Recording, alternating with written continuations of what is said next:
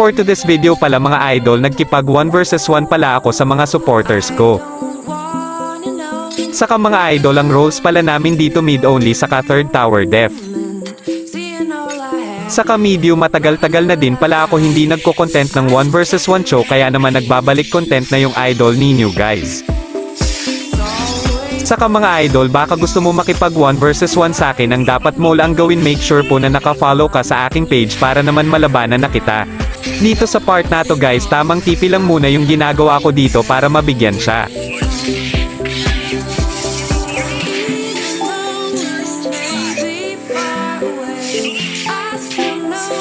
Dito guys, gusto ko lang sana mag-clear, kaso tinitipihan ako ni idol sa mukha, kaya naman mabibigyan ito ng ating bida.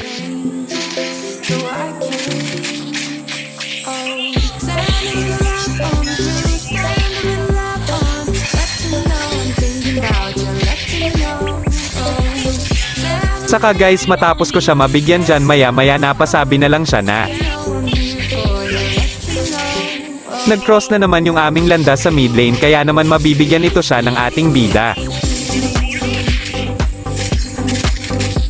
Akala niya pa siguro na makakatakas siya, kaso hindi naman papayag yung ating bida na basta-basta na lang siya tatakas, kaya naman pina-recall niya muna ito sa base nila.